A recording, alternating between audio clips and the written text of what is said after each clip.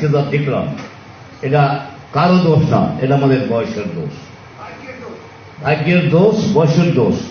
78 বছর বেঁচে থাকার অপরাধে আজকে এই দেশের অনেক কিছু আমাদের দেখতে হচ্ছে। যদি 78 বছর আগে মরে যেতাম, সেদিন যুদ্ধে যদি মরে যেতাম, তাহলে কিন্তু এই সব আর দেখা লাগবে না। তবুও একটা কথা বলি, উত্তেজিত হবেন না, এগুলো সব গিলি গিলি হজম করে খেতে হবে। কেন?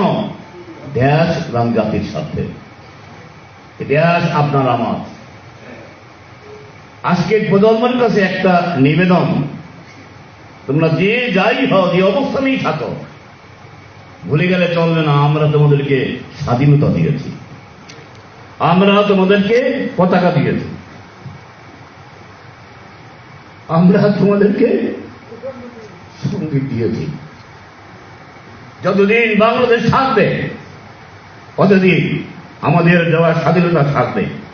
তোমরা ভোগ করবে, এটাকে রক্ষা করবে তোমরা তোমাদের মতো করে। তোমরা এটাকে খারাপভাবে ব্যবহার করতে পারো আর ভালোভাবে ব্যবহার করতে পারো, তবে আমরা আশা করি প্রজন্মের কাছে তোমরা এটাকে ভালোভাবে ব্যবহার করবে, এটা আমাদের আশা।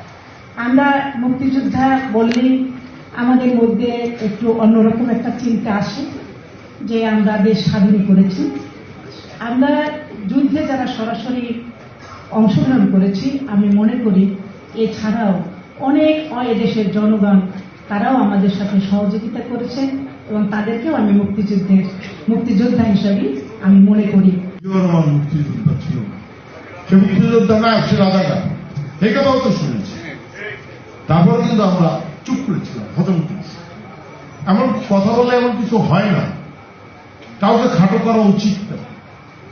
যার যা অবদান আছে তাকে দিতে হবে।